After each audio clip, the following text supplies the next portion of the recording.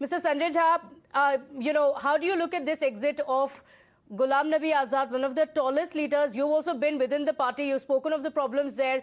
His letter as well, extremely emotional. Well, I can tell you that for all the Congress supporters across the country, this is very despondent in terms of the news.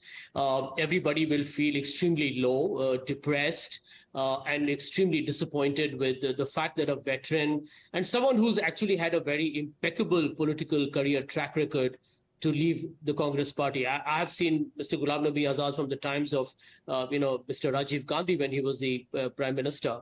And I'll never forget the image of him returning to the New Delhi railway station when he came to know about Rajiv Gandhi's assassination. So, these are people who have their own history with the Congress. But to answer your question, I'm not very astonished, to be frank.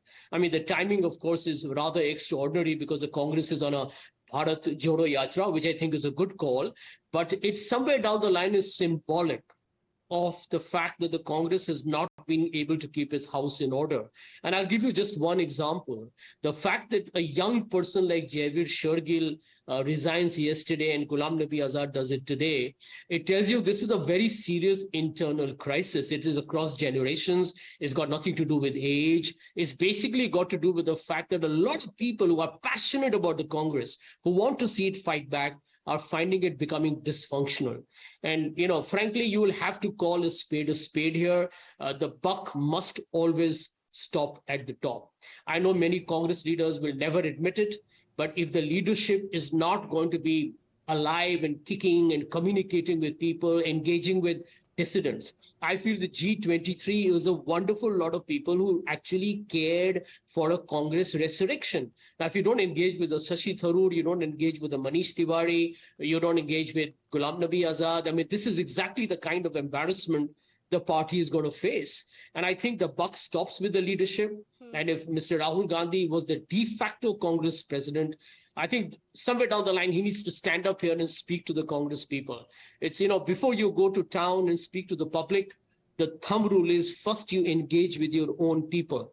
I can't satisfy a customer if I don't have happy, motivated employees. And I think that is the rule in the corporate world.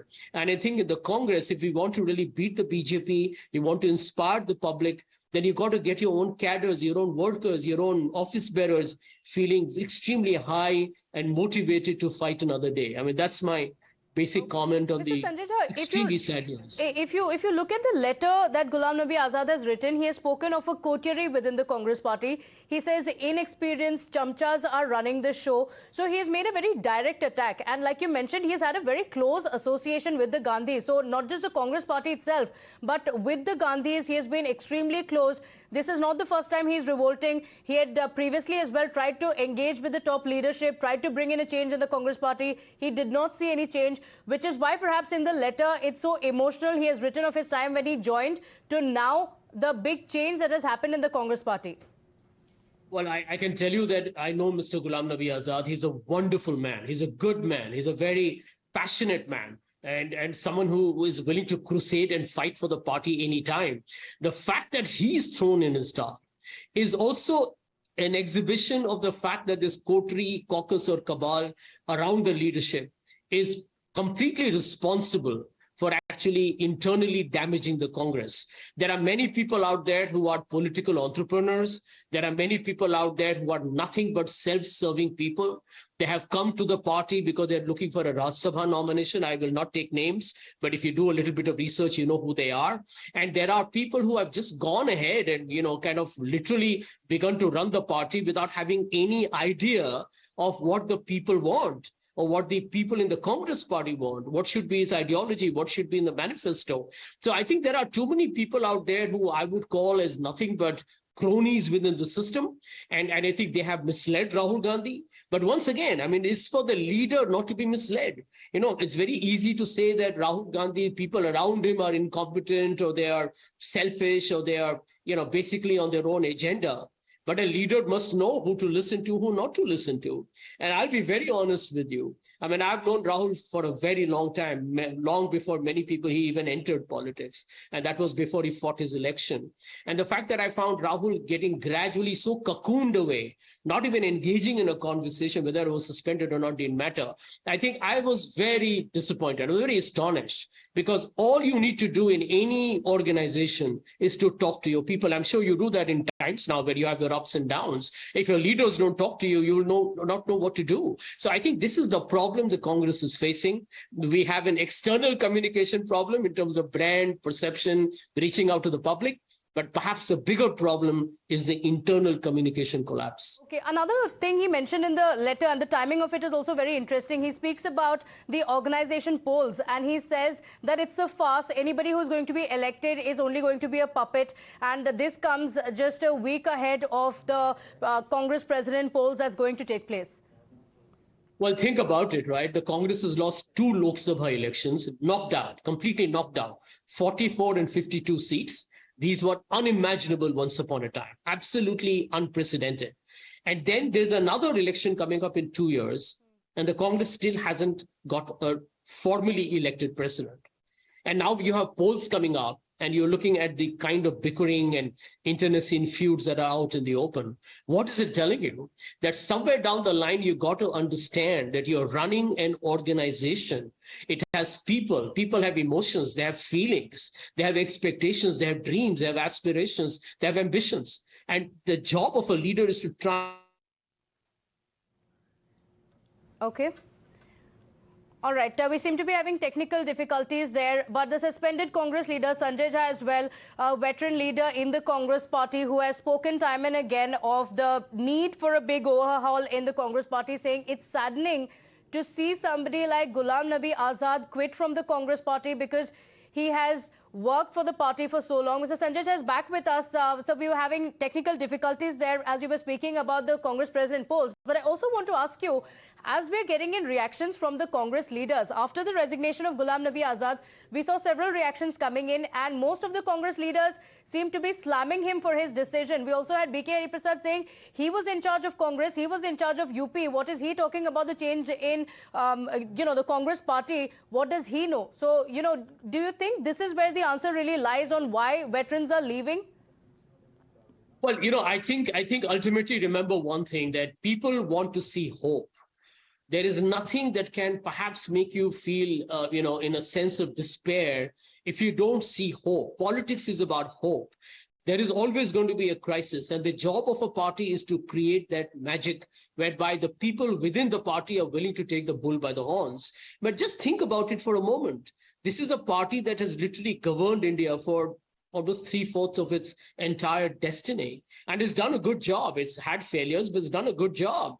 And today, there are people who have been in the opposition for so long, they want to say, okay, listen, let's win an election, beat the BJP, and govern the country by our ideology. But if they don't see that happening, what do you want them to do? I mean, Anand Sharma in Himachal, Ghulam Nabi Azad, these are not lightweights, for heaven's sake. There are people who will say, and I'm sure they will say that. Stay on with us. Let's quickly go across to Mr. Shaugata Roy, also joining us on the phone line. Mr. Roy, what do you really make of this? It's been a series of blows this year itself, if we talk about the Congress party. Now, where do you really see the problem lying at the moment? Because there is clear failure on multiple levels. The fact that they're not being able to retain their very best. Ghulam Nabi Azad's exit is going to be a big blow for the entire party. I cannot talk about internal affairs of the Congress because I have no knowledge, but Ghulam Nabi Azad leaving the is a big blow to the Congress. That's all I can say. Because he's been a pillar of the Congress for the last 40 years or more. President of Congress, General Secretary of the All India Party, cabinet at the center, and leader of the opposition in Rajya Sabha. His leaving will definitely impact the Congress. And it is a loss for opposition party. Now, what do you make of this as far as the opposition goes? Because this is certainly ending up weakening the Congress party, given that, a joint opposition has spoken of several plans for 2024, especially given these series of exits from within the Congress? Where does it leave the Congress, and what kind of an overall impact do you see this have on the opposition together? It will have an impact on the Congress. I can't say what Ghulam Nabi Azad will join now, whether that will be part of the opposition or of the ruling party. So at this stage it's difficult to say, but I can say that Ghulam Nabi Azad leaving will have an impact, especially among the minorities, especially among the people of Jammu and Kashmir. And Mr. Roy, if I may also ask you, what about Ghulam Nabi Azad's recent comments on the Prime Minister? You know, a sense that several have in fact speculated with regards to his growing friendship with some in the BJP, with regards to the BJP top brass. Now, do you see some sort of a development coming on that front as well, in your view? No. The Prime Minister praised Ghulam Nabi Azad when he retired from Rajib Sabha. But beyond that, I have no knowledge. I cannot speculate. Okay. Thank you for that, Mr. Saugata Roy, TMC MP, with us on Times Now. Let me go back to Sanjay Jha, who also continues to stay on with us. So that's a view coming in from several in the opposition, Mr. Jha. But what do you make of the sensational charges that Ghulam Nabi Azad, a senior Congress leader, you know, who was with the party for almost 50 long years. So in that sense, he's somebody who knows the thick and thin of the party, its functioning, you know, the way it has functioned all through these last 5 decades. Given this setback, given the statements made by him, in particular raising what the problem was, you know, problems within the leadership, problems with regards to Rahul Gandhi, problems of organizational elections as well in that sense. What do you really make of it? And what is it that the Congress needs to look at? A high-time introspection that is the need of the hour. Well, you know, frankly speaking, the Congress has been somnambulating for a very long time. It's like sleepwalking, not recognizing that you have to be on a very hyperactive mode in Indian politics. You can't afford to be waking up and just kind of strolling around the place, waiting for some wisdom to dawn on you suddenly, or, you know, there's going to be no enlightenment. You've got to fight for it. Politics in India is really, you know, it requires a brutal street fighter attitude. It also requires a lot of sharp political acumen. And more important, you got to be a very savvy communicator. But the leader has to be a team builder. And I think the message that is coming out from Mr. Azad's resignation, I'm disappointed, but I'm not so surprised, actually. I can tell you, just is sending a message to everyone in the Congress that, you know, you have sat back there and done nothing about it. And basically, I think the problem is not that the party has lost. You know, I think everybody here is a veteran. Mr. Azad is a veteran. He knows that elections can be won or lost. Sometimes you may be good and you can lose. Sometimes you can be lousy and you can win. But it is about the fight that you give. It's about, are you really putting up your best foot forward? And that is where. And there is a lot of organizational stasis at the moment. There is inertia. But for a long time, you know, the party has been in a state of atrophy because of no elections, etc. It's being held now, 3 years after we have had no precedent. So these have been, you know, a culmination, I think, of a lot of you know, shall we say, frustration over the several years. I mean, think about it. The Congress has been in opposition since 2014. And even if today people are saying that the Congress is not even ready for a fight, I mean, what do you want people to do? Mr. Azad and Mr. Sharma have seen better days. I mean, they have seen the Congress in power, Congress delivering, Congress doing good governance, Congress being popular. But now you're facing in my opinion, a serious crisis, because even if an election is held, you know, the party will have to work very hard to get its act together. It's a long, hard climb.